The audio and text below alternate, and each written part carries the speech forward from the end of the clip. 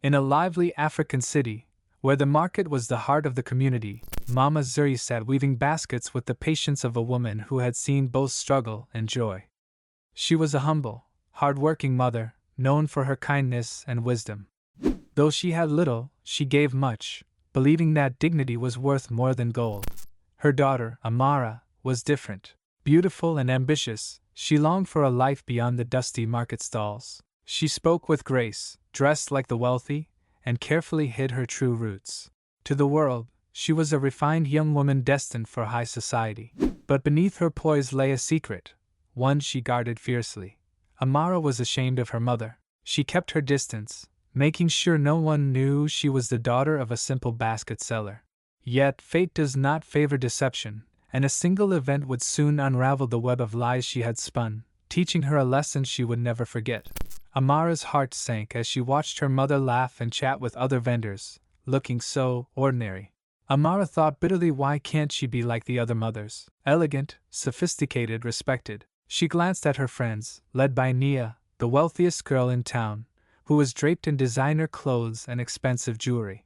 Nia's mother owned half the shops in the market and never mingled with common vendors. Amara's chest tightened. She knew how quickly Nia could turn cruel. Nia ruled the social scene, and anyone who didn't fit her idea of classy was mocked and humiliated. If she found out that Amara's mother was a mere basket seller, Amara shuddered at the thought. She'd be finished, an outcast, a laughingstock. Amara! Nia's voice rang out, bright and cheerful. Amara's heart skipped a beat. She turned quickly, forcing a dazzling smile. Hey, Nia! She called back, walking over and leaving her mother's stall far behind. Nia hugged Amara tightly, her perfume overwhelming. I'm so glad you came. I've been dying to tell you about my birthday party this weekend. It's going to be the event of the year. You're coming, right? Nia's eyes sparkled with excitement, but there was something else behind them, something calculating. Amara's stomach flipped. The party. She knew what that meant. The richest, most powerful families would be there. She would finally get to mingle with the elite, to prove she belonged. But that also meant questions. Questions about her family, her background, her mother. Amara forced another smile. Of course, I wouldn't miss it for anything, she said, her voice steady despite the knot tightening in her chest. Nia beamed, but her gaze flicked over Amara's shoulder, narrowing slightly. Oh, who's that woman over there? Amara's blood ran cold.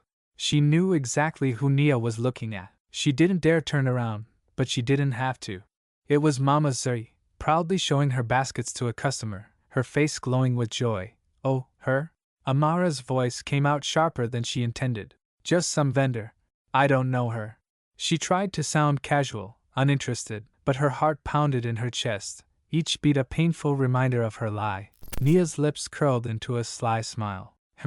I've never seen her before. Her baskets are cute, I guess. But so common. She laughed, a cold, dismissive sound. I'd never be caught dead carrying one of those. Amara's nails dug into her palms, the shame burning hotter than the midday sun. Yeah, me either, she mumbled, her eyes fixed on the ground, too ashamed to look at her mother again. Just then, Mama Zuri's laughter reached her ears, light, carefree, so full of life. It was the sound of a woman who was content, proud of her work, proud of her roots. Amara's heart twisted painfully. How could someone who had so little be so happy? But she didn't have time to dwell on it. Nia linked arms with her, pulling her away. Come on, Amara. Let's go check out the new boutique. I need a new dress for the party, and I want you to help me pick the perfect one. Amara let herself be dragged along, her mind swirling with guilt and fear. She glanced back one last time, her eyes locking onto Mama Zuri's bright, loving face. Her mother waved cheerfully, completely unaware of the lie her daughter had just told. Amara's heart sank as she turned away, her secret growing heavier with every step. She thought she was protecting herself, shielding her reputation. But deep down, she knew she was betraying the one person who loved her the most. And somewhere in the crowd, hidden behind a row of stalls, a pair of eyes watched Amara closely, a knowing smile playing on wrinkled lips. Pride always pays its price, a voice whispered, vanishing into the noise of the market. The story had just begun, and already, shadows were gathering, waiting for the moment Amara's lies would unravel. A week before the grand party, Amara's heart nearly jumped out of her chest when she opened the gold-embossed envelope. The invitation was beautiful, sparkling with glitter and smelling faintly of expensive perfume. It was from Nia. "You're invited to the party of the year. Only the finest guests will be there." Amara's eyes widened as she read the names of the guests. Successful business owners, city influencers, and even a famous actress. This was it. Her chance to enter the world she dreamed of, the world of luxury, power, and respect. This was her opportunity to finally fit in, but her excitement was short-lived. Her heart sank when she thought about Mama Zuri. If Nia or anyone at the party found out her mother was the poor woman who sold baskets at the market, Amara's face flushed with embarrassment at the thought. She couldn't bear the idea of the whispers, the laughter, the mockery. Amara's mind raced. "I can't let them find out. They can't know who my mother is, not now, not ever." Her phone buzzed, pulling her out of her thoughts. It was a message from Nia. "I can't wait to meet your mom. I bet she's as glamorous as you. Make sure she comes to the party." Amara's blood ran cold. She could feel her heart pounding in her chest. She had to think fast. She couldn't let Mama Zuri come to the party. She couldn't let Nia see her mother's simple clothes, her rough hands from weaving baskets, or the warmth in her eyes that money could never buy. She can't come. "I won't let her," Amara whispered, her voice trembling. But how? What excuse could she make? Just then, an idea sparked. She quickly typed back, "Oh, my mom won't be able to make it. She lives abroad. She's a businesswoman. Always traveling, you know?" Amara's fingers shook as she hit send. Her heart raced as she watched the screen. Nia's reply was instant. "Wow, that's amazing. No wonder you're so classy. I knew you were different from the rest of these common girls." Amara's heart swelled with relief and guilt. That evening, Mama Zuri's face lit up when Amara came home. "Amara, I heard you got invited to Nia's party. That's wonderful, my child. I can help you get ready, and maybe I can bring some baskets as gifts." Amara cut her off, her voice sharper than intended. "No, Mama, you can't come. It's just for young people. It wouldn't be fun for you." Mama Zuri's smile faltered, her eyes dimming just a little, but she quickly covered it up, nodding with a gentle smile. "Oh, of course, my dear. You go and enjoy yourself. You deserve to have fun." Amara's chest tightened, but she forced a smile. "Thanks, Mama. You're the best." She hugged her mother tightly, but the guilt was suffocating. She pulled away quickly, avoiding her mother's eyes.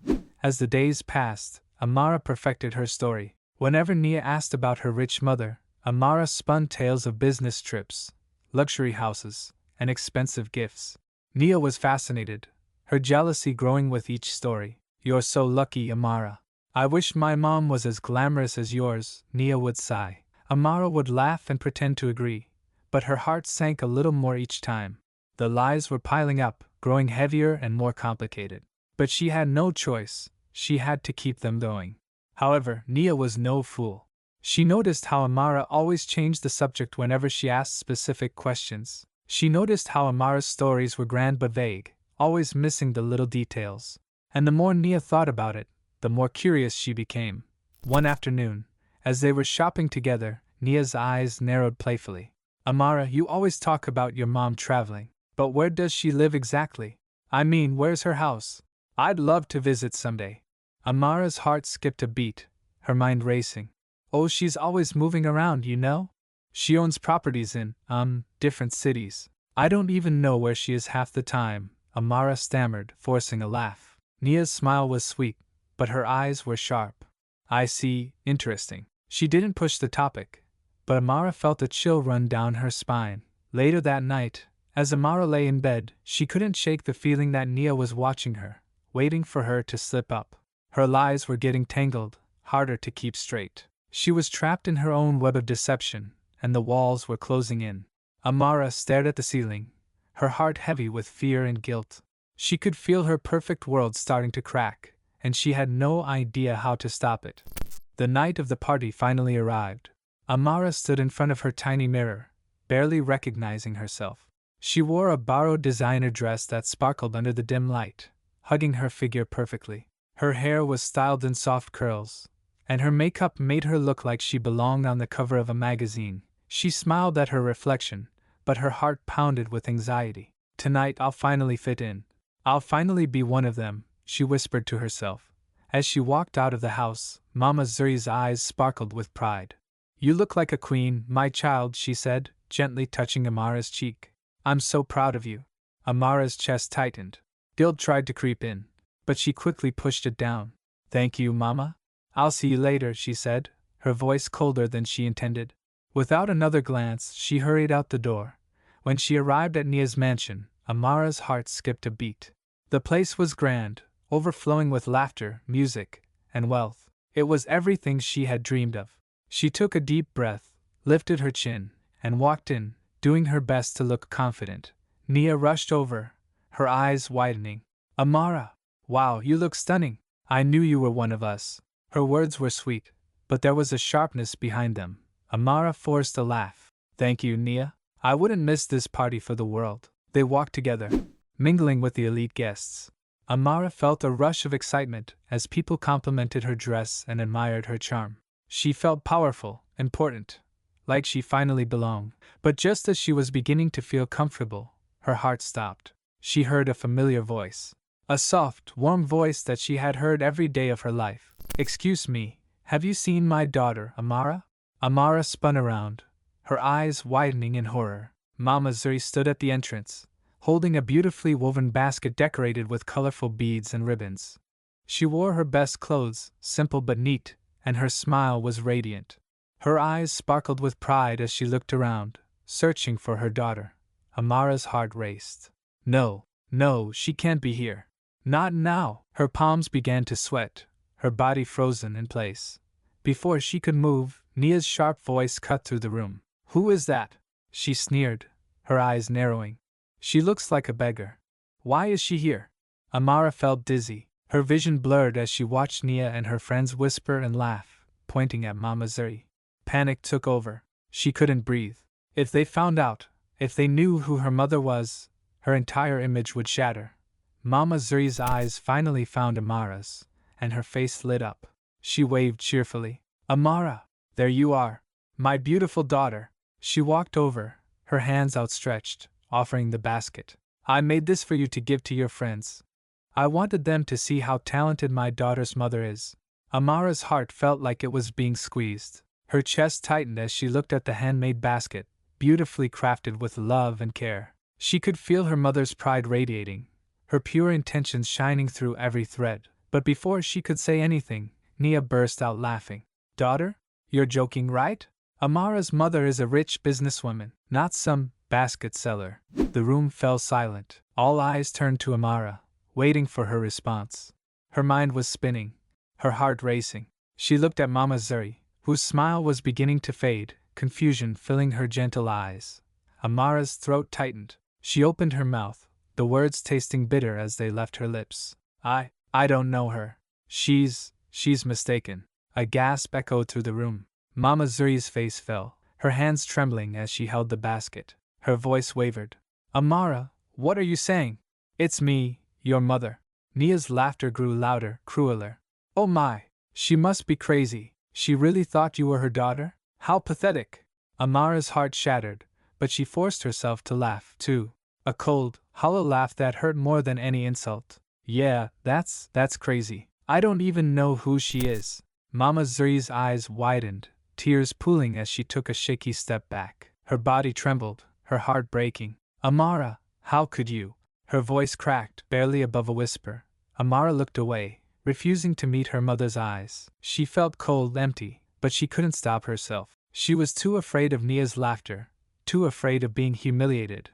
Nia tossed her hair, her eyes gleaming with malice. See, I knew it. Amara's too classy to be related to someone like that. She turned to Mama Zuri, her voice dripping with mockery. Go away, old woman. No one here knows you. The crowd laughed, their mocking voices echoing around the room. Mama Zuri's shoulders slumped, her spirit shattered. She clutched the basket tightly, her tears falling silently as she turned and walked away. Amara watched her mother's retreating figure, her heart aching with every step Mama Zuri took. But she stayed silent, frozen by her own fear and shame.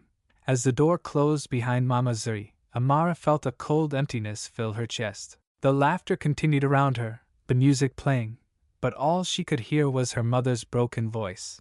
Amara, how could you? Amara swallowed the lump in her throat, forcing herself to smile. This is what I wanted, she whispered, trying to convince herself. This is the price of fitting in. But as Nia wrapped an arm around her, pulling her back into the party, Amara felt a chill run down her spine. She could feel the cracks forming in her perfect world, the consequences waiting just around the corner. The morning after the party, the market buzzed with whispers. People gathered in small groups, their voices low but filled with curiosity and disbelief. Did you hear about the beggar at Nia's party? A woman asked, her eyes wide with excitement. Yes, they say she claimed to be Amara's mother, another replied, her tone dripping with scandal. Mama Zuri sat quietly at her stall, her head bowed as she weaved another basket. Her hands moved automatically, but her heart was heavy. She could feel the stares and hear the whispers. Could it be true? Someone muttered nearby. Is Amara really her daughter? Impossible. Amara said she didn't know her, another argued.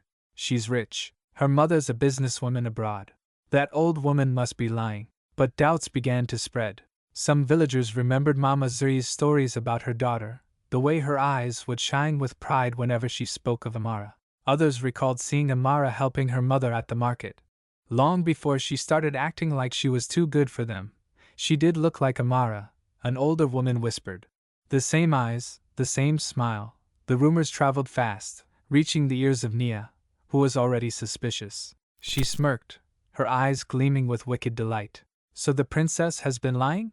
This just got interesting. Nia wasted no time. She gathered her friends, speaking in hushed voices, planting seeds of doubt. You know, Amara's stories never made sense. I've never met her rich mother. Have you? Her friends shook their heads, their curiosity growing. Nia leaned in, her voice dropping to a whisper. What if she's been lying to all of us? Pretending to be someone she's not? They gasped, their faces lighting up with excitement. A scandal like this was too good to ignore. We should find out the truth, one of them suggested, her eyes sparkling with mischief. Nia grinned, satisfied. Oh, we will. And when we do, she'll wish she never lied to us.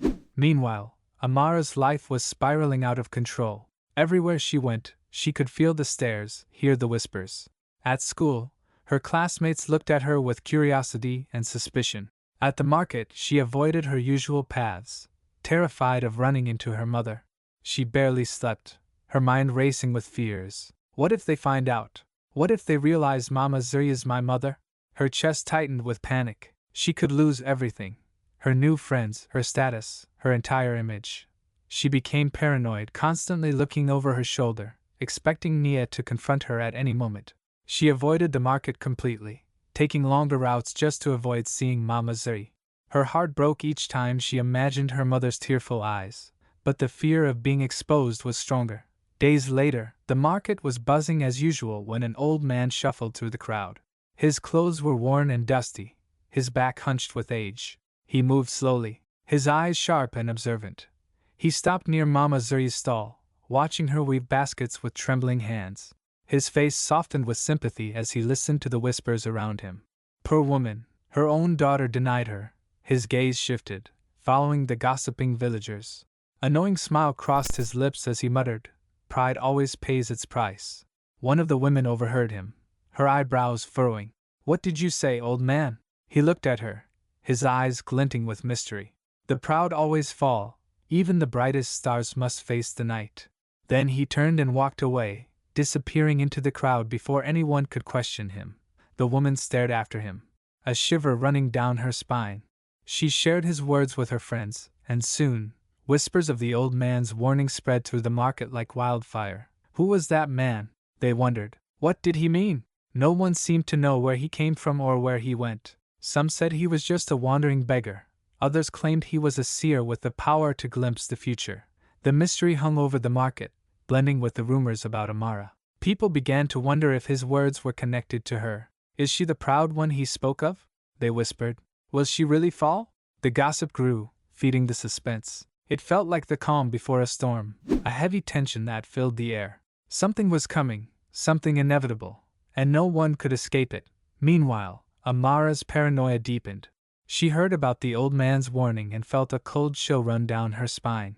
She couldn't shake the feeling that he was talking about her, that her lies were closing in on her. She tried to convince herself it was just superstition, but her fears only grew. Every whisper felt like an accusation, and every stare felt like judgment. Her perfect world was crumbling, and she was powerless to stop it. The suspense was suffocating, the mystery of the old man haunting her every thought. Who was he? How did he know? And most terrifying of all, what price would she have to pay for her pride? But one day suddenly she got another invitation from Nia. Amara thought, what was that? Why did Nia invite me again even after all this happened? She shook her head and became happy. Now the day of the event came again, and Amara was very happy to regain her pride, status, and everything. Amara stood at the grand event, her heart racing with excitement. This was her chance to finally be accepted, to prove she belonged among the rich and powerful. Dressed in her finest outfit, she moved gracefully, smiling at the important guests. She felt on top of the world, until she heard Nia's voice, loud and mocking, echoing through the hall. "Everyone, let me introduce you to the girl who fooled us all," Nia announced, a wicked grin on her face. "Meet Amara, the daughter of the famous basket seller." Gasps filled the room. Heads turned, eyes wide with shock and curiosity. Amara's heart sank. Her body froze as Nia continued, her words sharp as knives. "That poor woman at my party? The one she called a beggar? That was her mother. She lied to us and pretended to be rich. But she's just a fraud." Laughter erupted. Cruel, mocking laughter that pierced Amara's heart. The same people who praised her now looked at her with disgust and amusement. "She's nothing but a liar," someone shouted. "How pathetic," another sneered. Amara's face burned with shame. Her knees trembled, and her vision blurred with tears. She wanted to run, to disappear, but her feet felt glued to the floor. Nia smirked, satisfied. She stepped closer, her voice dripping with fake sympathy. "Why did you lie, Amara? Were you that ashamed of your own mother?" Amara's throat tightened. She couldn't breathe. The walls felt like they were closing in. She looked around desperately, but no one defended her. Even the people she considered friends turned away, whispering and shaking their heads. One of them scoffed. "I almost hired her for my company. I thought she came from a respectable family." Another agreed. "She fooled all of us. I don't trust a word she says anymore." Amara's dream shattered before her eyes. Everything she worked for, every lie she told, crumbled like dust. Her status, her reputation, her future, they were gone. As the crowd continued to jeer, she saw him, the old man. He stood in the corner, his eyes gleaming with knowing amusement. His shoulders shook with silent laughter, his mouth curled into a mysterious smile. Amara's eyes widened. You knew," she whispered, her voice trembling. But before she could move, he vanished. Gone, as if he were never there. She felt a chill run down her spine. Who is he? What is he? She wondered, fear tightening around her heart. But there was no time to think. The crowd was relentless, their voices echoing in her ears. Liar! Fraud! Pathetic! Her world had fallen apart, and there was no one left to save her. Days passed, each one more painful than the last. Amara stayed hidden, too ashamed to face anyone.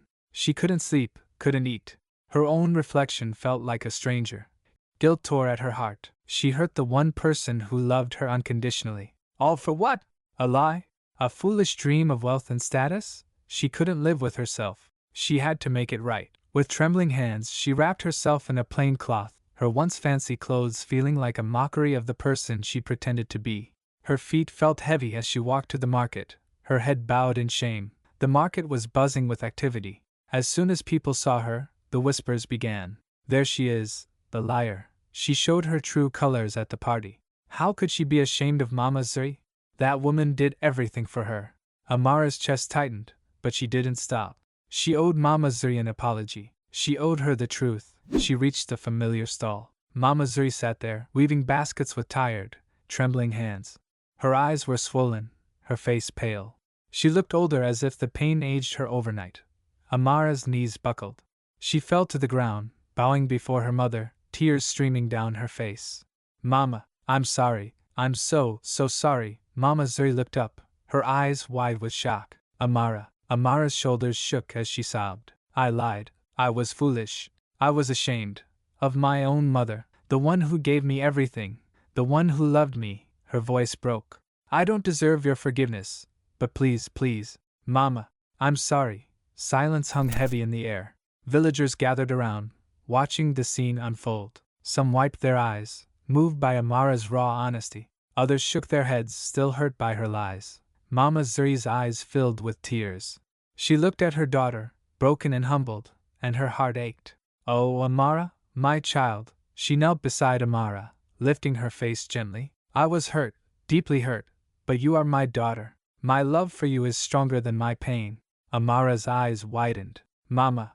Mama Zuri hugged her, holding her close. "True wealth is found in love, respect, and honesty, not in gold and silk." Her voice was soft but firm. "I forgive you, but you must learn from this." Amara sobbed into her mother's shoulder, relief washing over her. "I will, Mama. I promise. I'll never be ashamed again." The crowd watched in silence, some nodding in approval, others wiping away tears. The power of a mother's love was undeniable.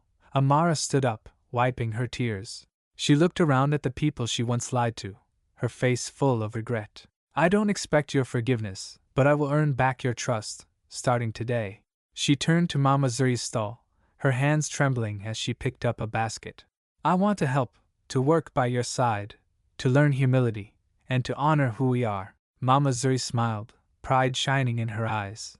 "Then let's begin." Together they sat at the stall, weaving baskets side by side. Amara's hands were clumsy at first, but Mama Zuri guided her patiently. Laughter and love slowly returned between them. The villagers watched, their hearts softening. Little by little, respect was rebuilt, and trust was regained.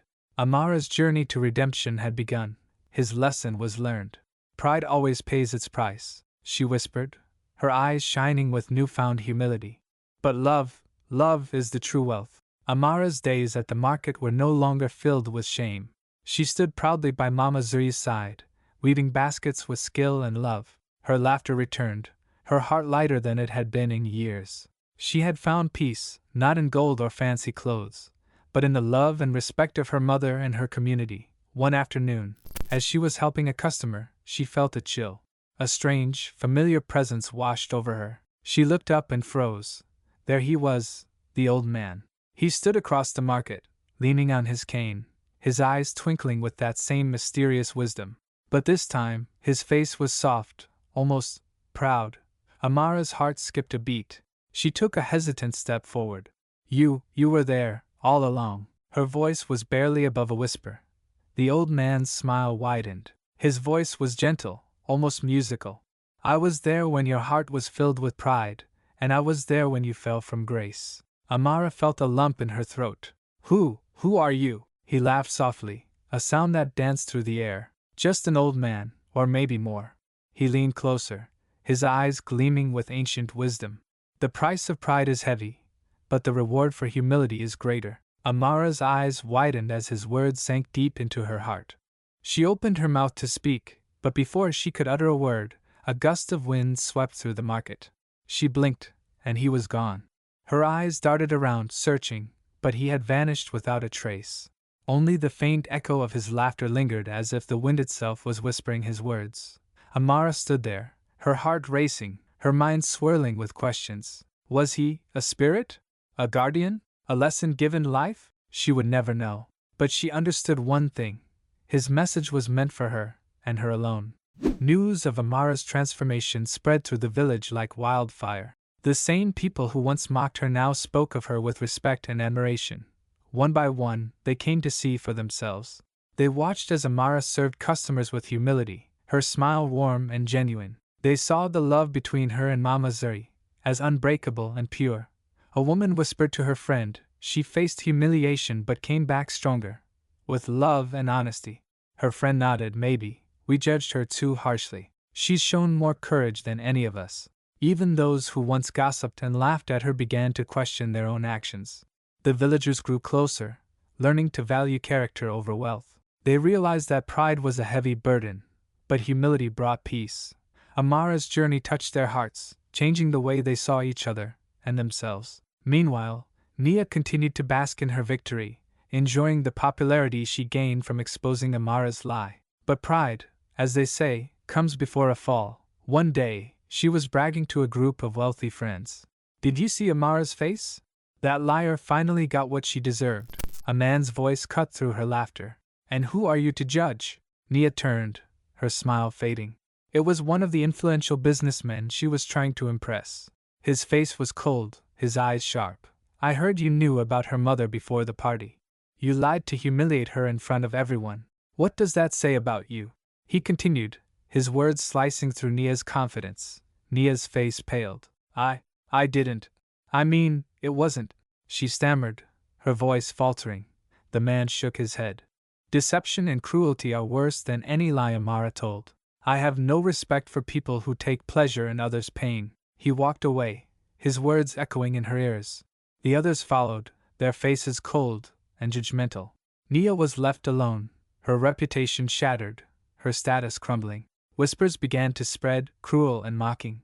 She planned the whole thing just to ruin Amara. Who does that? She's worse than a liar, she's heartless. Nia felt the world closing in on her. She was the outcast now, the one shunned and isolated. The very people she used to laugh with now looked at her with disgust. Karma had come full circle, leaving her to face the consequences of her own pride and jealousy. Weeks later, Amara and Mama Zuri walked through the market together. Their hands were intertwined, their laughter bright and beautiful. Amara no longer felt ashamed of who she was. She held her head high, her heart full of love and gratitude. The villagers greeted her warmly.